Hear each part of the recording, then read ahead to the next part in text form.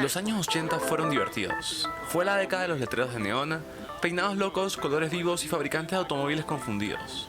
Era diferente de los años 70, que estaban llenos de formas y diseños innovadores. La década de los 80 fue una época única para la industria del automóvil, así como para la cultura popular. Sin embargo, los años 80 fueron una época de valientes intentos de introducir algo que crearía una revolución, y no solo un cambio en la tecnología, sino también en el diseño. La era de la informática había comenzado y el diseño de los autos lo reflejaba. Eran una mezcla de faros pop-up, diseños de cuña, sistemas de inyección de combustible, turbocompresores y guiones digitales. Sin embargo, no todos los autos de producción resultaron ser un éxito. Lamentablemente, la mayoría permaneció al margen de la conciencia colectiva de los conductores. Nissan Pulsar NX Sportback. Uno de los autos más exclusivos de los años 80 fue el Nissan Pulsar en el paquete NX Sportback. La idea detrás de este auto era combinar un coupé regular de 2 puertas con el estilo de carrocería de un vagón, pero no en el tipo shooting brake. Nissan decidió hacer un coupé normal, pero añadió extensiones de carrocería que transformaron el Pulsar en un vagón. Cuando Nissan lo presentó en 1986, el Pulsar Sportback recibió una atención positiva de los consumidores de automóviles, pero con el tiempo, la gente se desencantó por el estilo coupé más convencional. Pronto la edición de la marquesina del auto era menos deseable y popular.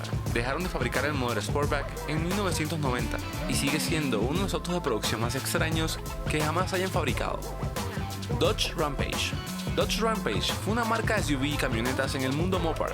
A pesar de tener una exitosa línea de camioneta, siempre explotaron las posibilidades de introducir nuevos modelos. Uno de esos experimentos, aunque no fue especialmente exitoso, fue el Dodge Rampage que construyeron entre 1982 y 1984. A pesar de la sólida idea detrás del proyecto, los dos modelos fueron un fracaso. De hecho, los vendieron en cantidades relativamente bajas antes de dejar de venderlos. La razón fue que la plataforma del vehículo de pasajeros con tracción delantera no era lo suficientemente resistente para realizar tareas serias. Además, el diminuto motor de 2,2 litros y 4 cilindros con 96 caballos no era potente ni capaz de remolcar. Ford XP. Ford presentó este pequeño biplaza en 1982 para luchar contra esos cupés deportivos europeos asequibles. El XP era un auténtico biplaza. De hecho, fue el primer modelo de 2 plazas de Ford desde el icónico Thunderbird en 1957. Sin embargo, lo fabricaron con pequeños motores de 4 cilindros y tracción delantera, y eso es lo que mató la ambición de Ford de convertir al XP en el hermano pequeño del Mustang. Sin embargo, fue un auto interesante y buen intento de Ford a mediados de los 80. Aro.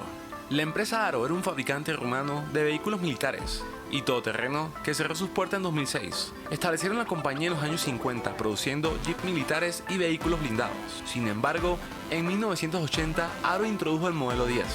Era un vehículo SUV moderno con estilo civil, pero luego agregaron mecanismos competentes de 4x4. Aro lo fabricó en varias versiones, incluso exportando el auto a otros países. Subaru XT. El Subaru XT es una de las leyendas de los años 80 destinada a ser clásica, pero lamentablemente la mayoría de los entusiastas de los automóviles se han olvidado de ellos. Con una carrocería de coupé, faros pop-up, salpicadero digital y tracción a las 4 ruedas opcional, el XT era un auto moderno y capaz para su época. Subaru comenzó la producción en 1985 y la detuvo en 1991.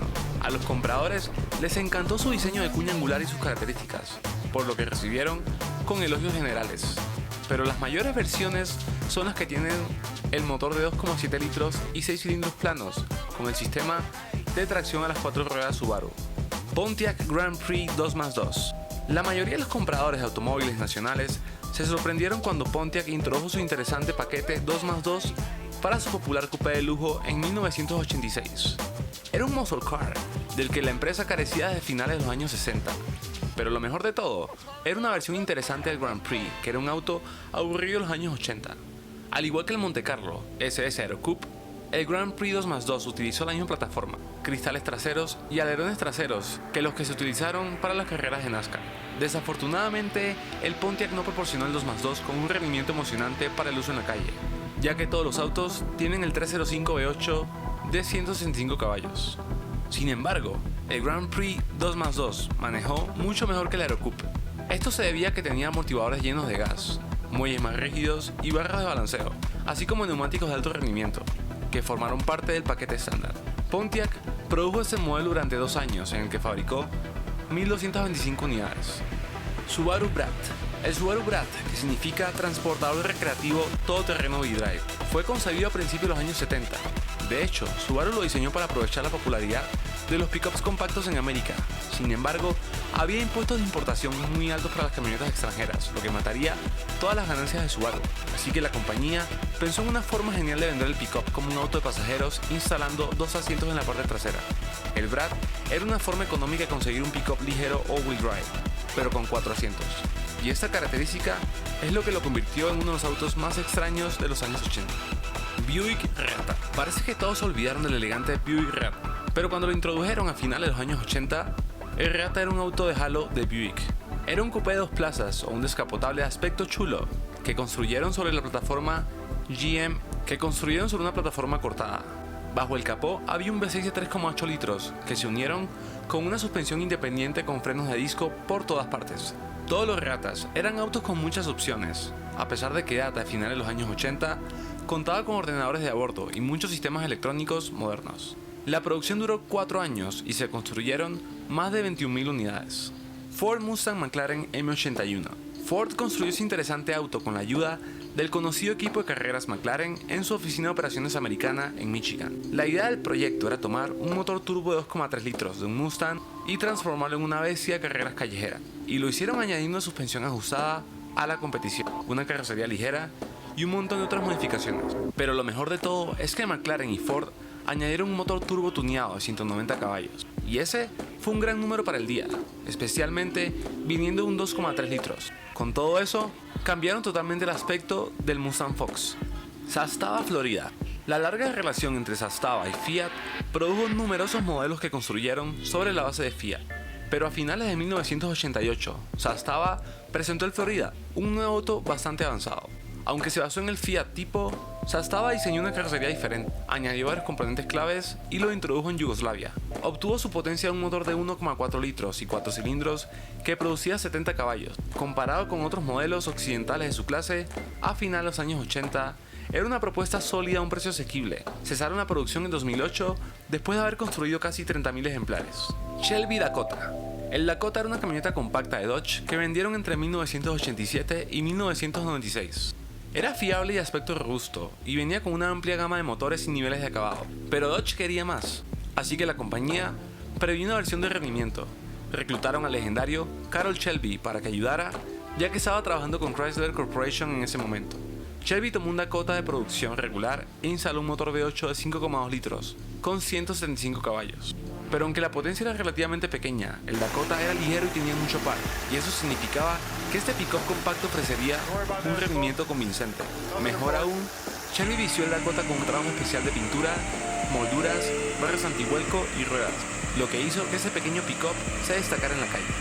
Nissan Pao. Incluso antes de que lo retro fuera una cosa con el diseño del auto, Nissan presentó un influyente y loco modelo compacto al que llamaron el Pao. Solo estaba a la venta en el mercado japonés, por lo que se suministró con el volante a la derecha, pero el diseño se parecía al de un Austin Farina o un Mini. Sin embargo, debajo de la carrocería, el Pao era un auto avanzado con una suspensión independiente y un motor de 52 caballos. Nissan ofreció el Pao por 3 años entre 1989 y 1991, haciendo más de 50.000 de ellos. Chrysler LeBaron Town & Country convertible. La venerable plataforma K salvó a Chrysler de la bancarrota a principios de los años 80, por lo que la empresa la utilizó para la mayoría de los modelos de su gama. Incluso construyeron minivans y sedanes compactos sobre él, ya que era barato y fácil de producir. Sin embargo, en 1986, Chrysler decidió introducir un descapotable de lujo al que llamaron el LeBaron. Desafortunadamente, el motor de 2,2 litros y 4 cilindros no era la mejor opción para este auto. Además, el estilista de Chrysler regaló los paneles de madera sintética en el LeBaron en los laterales para imitar a los clásicos Station Wagon de los años 50 y 60. Tristemente, muchos compradores se desanimaron por la loca y ridícula mezcla de estilos que presentaban en ese auto. Como resultado, Chrysler vendió menos de 2.000 de ellos. Renault Fuego. Uno de los últimos Renault que vendieron en el mercado americano fue el Fuego. Era un bonito coupé que Renault vendió hasta 1985. El Fuego era un auto avanzado para su vida con su diseño de tracción delantera, motor turboalimentado, carrocería de plástico y numerosas características interesantes. Sin embargo, la calidad no fue la mejor, por lo que el rendimiento no estuvo a la altura de los estándares del día. Además, la mayoría de los concesionarios de AMC estaban más interesados en mover Jeeps y Eagles sobrantes que en promocionar esos coupés deportivos de Europa. Y es por eso que el número de fuegos vendidos en los Estados Unidos es pequeño, por lo que ese auto francés es raro de ver en las carreteras de América. Estos son los 14 autos de producción más extraños de los años 80, una década en la que todo era posible. ¿Cuál te atrajo más? No importa si amas un coupé, una pick-up, una camioneta o un compacto, hay algo para todos en esa lista.